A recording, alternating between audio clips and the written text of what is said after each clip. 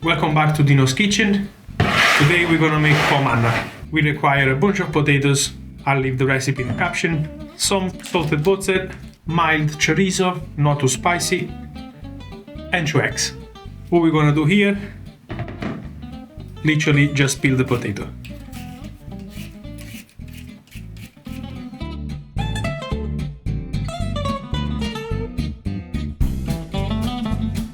Two hours later.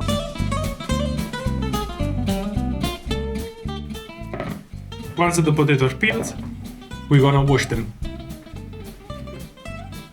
Once the potatoes are washed, if you have got mandolin, well done to you, I cannot afford it.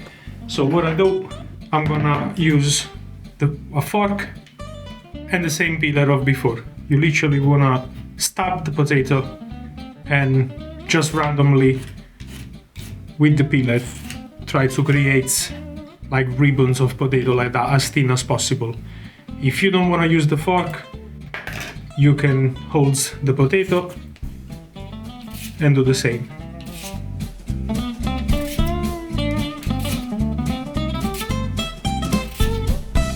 We're gonna need slice very thin like that. You can almost see through. Okay, that's the size you want. So once all the potatoes are peeled, we're gonna place them back in the bowl.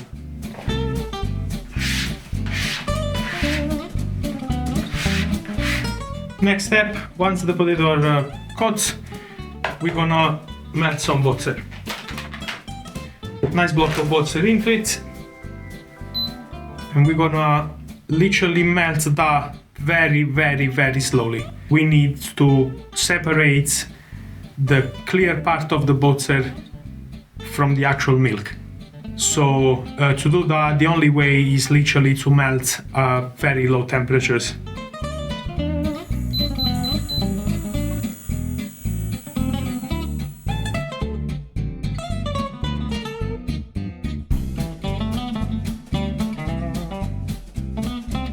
We don't want the butter to bubble or boil, otherwise we risk to mix the milk from the fat.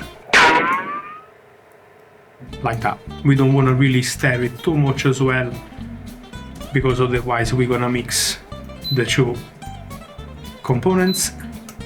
Take the pan out of the fire, leave it to melt a little bit, and then put it back on.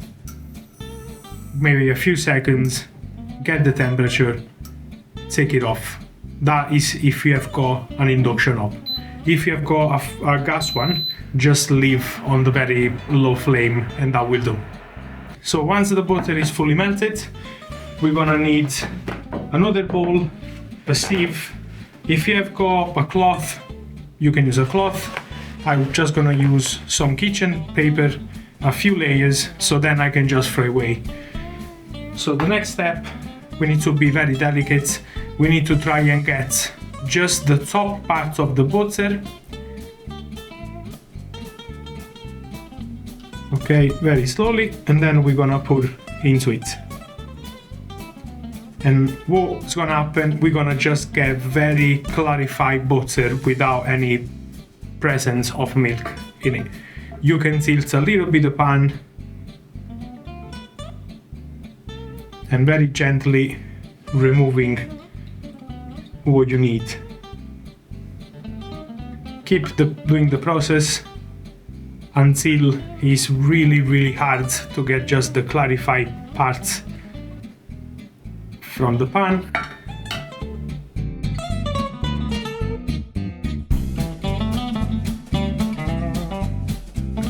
In that way.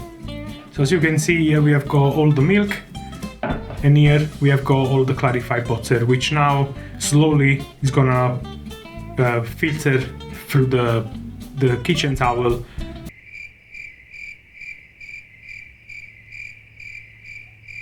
If you are a bit impatient like me, you can grab a spoon and you can start moving around the butter, and that will help filter a bit quickly.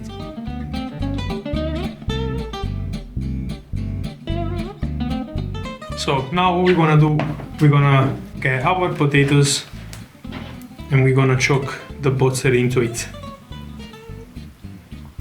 That's the best part. We're gonna mix that. Don't worry if you will see like bits like that. It's just the butter that get the temperature, like it get colder because the potatoes are cold, and obviously solidified a little bit, but it's just butter. Generous pinch of salt, not too much, because the butter is already salted. And we're gonna keep mixing like that.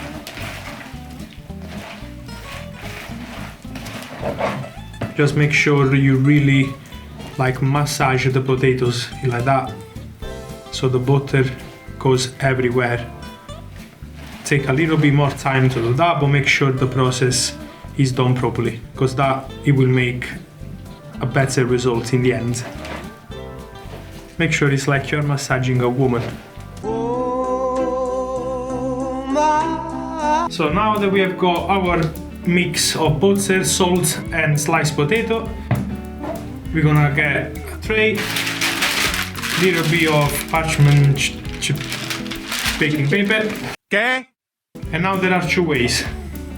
The first way, if you are very perfectionist, you're gonna get one slice at a time like that, and you're gonna lay it in that way until you finish all the potato. How about no?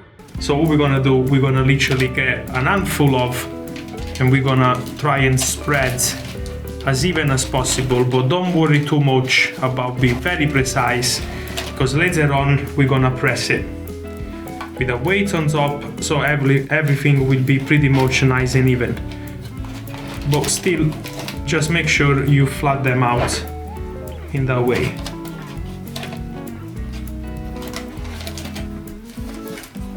Try to cover all the empty spaces with a few potatoes, and in the meanwhile just press a little bit down and keep going until you finish all the mixture of potato and butter.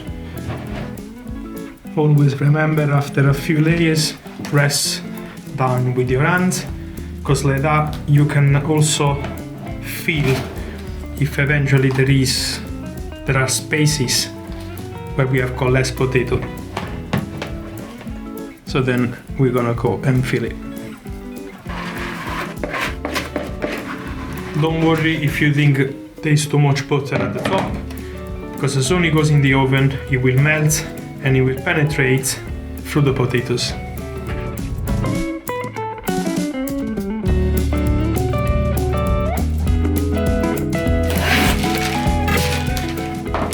Then we're gonna literally cover all the potato down, and like that we can even press better and push it down like that. The reason why we are cooking the potato covered with the baking paper is because we don't really want them to get too much of a color, because we're gonna then press it and recook it after that. So we just want the potato to be cooked and basically almost poached into the butter. So as an extra tip, we're gonna get a little bit of tin foil just as an extra protection. That goes in the oven for about 40 minutes on 160 degrees. See you soon. And next thing we're gonna do, we're gonna dice up some chorizo. Carefully remove the skin.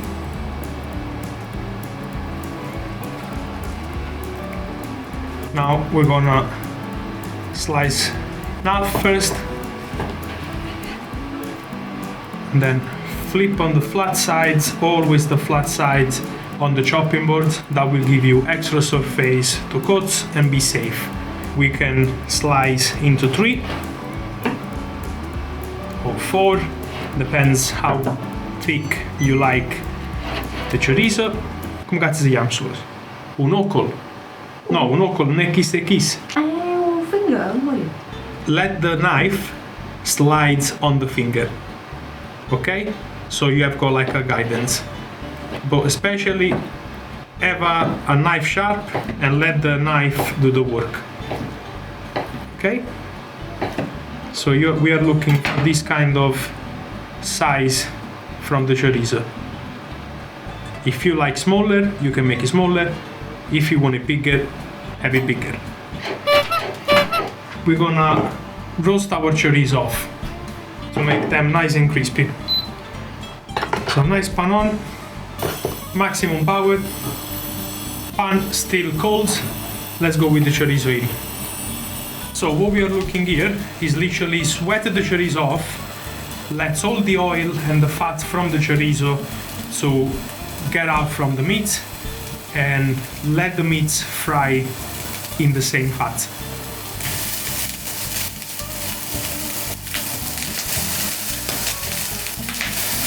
Let's keep tossing the chorizo because we don't want that to burn, we just want to be crispy.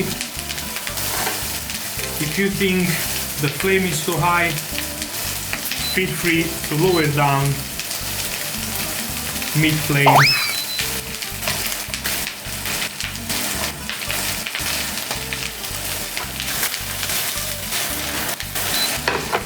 As you can see, all the fat is pretty much been released from the meat, and now the meat is frying in their own fat.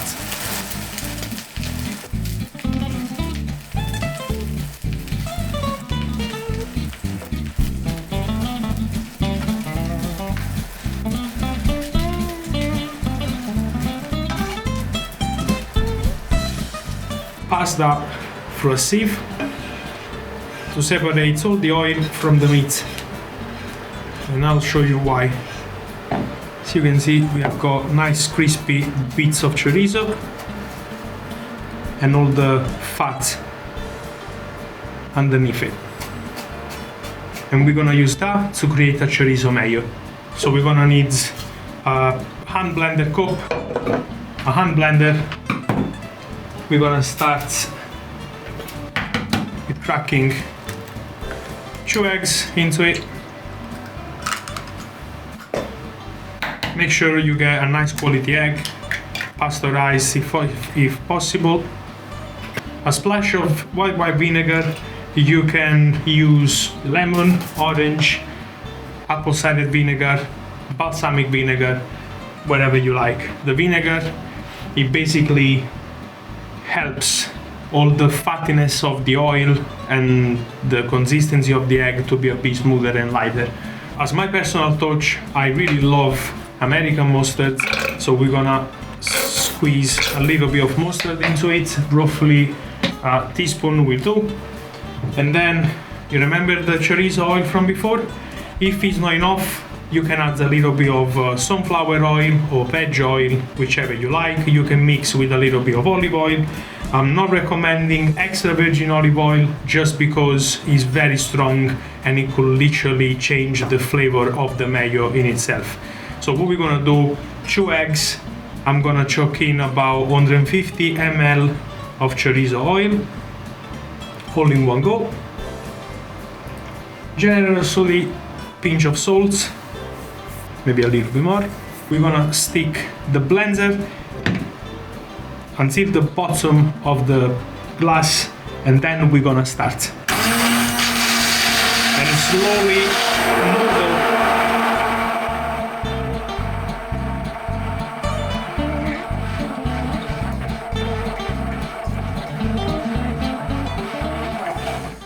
And in seconds, we have got a phenomenal chorizo mayo. Okay, nice and easy. Look at the consistency. E cassa fra. After 40 minutes, we have got our Pommes Anna ready. Nice and soft, but as you can see, there is no color into it. It's just cooked. If you are unsure if the potato is cooked, you can just grab a knife, poke it, and if you cannot feel any resistance, it means that the potato is fully cooked. Okay? We're gonna use the same tin foil that we used to cook it. We're gonna squish it down like that.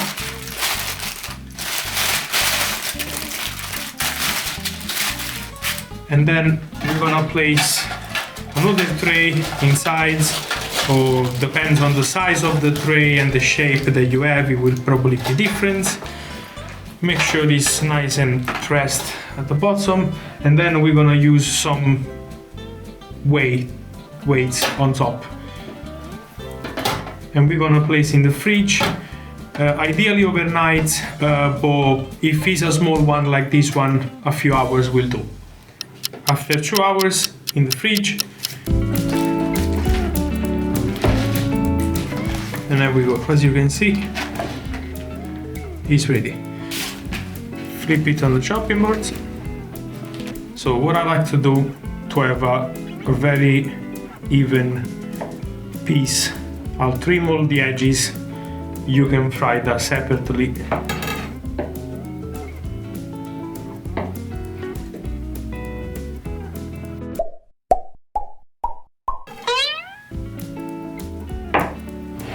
We're gonna finally deep fry our Pommes Anna. Pan, sunflower oil, quite generously. We need to make sure that the oil reaches a temperature of minimum 175 degrees.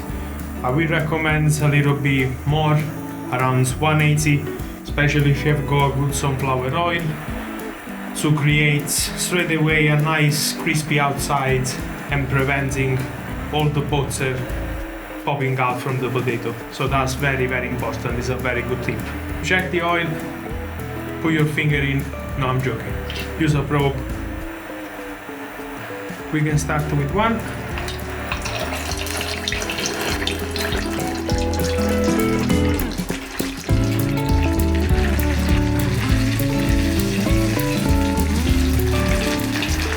Lower the temperature a little bit so we don't just burn the outside.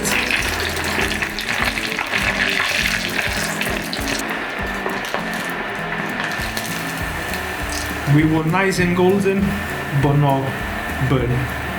So once it's like that, it's time to put on the tray. Wait between maybe about 10-20 seconds for the oil to get back to temperature, and then drop to the next one. If you have got bigger pots, feel free to drop a few of them at a time. A good technique when you fry something like that is also pop the item in and out from the oil, and the thermic shock will help to reach a crispier surface on the outside.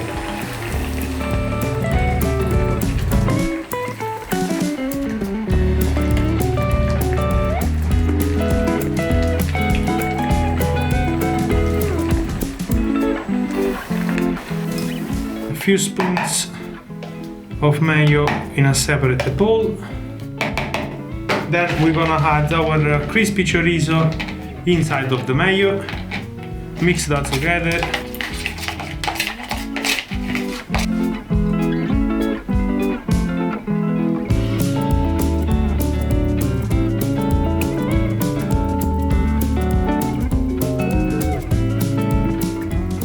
Pinch of salt. And we're gonna go over with some Parmesan with a touch of parsley to give a little bit of contrast in terms of color and a bit of a fresh taste. And there we go. Perfect deep fry Pommes Anna, Dino style, and voila.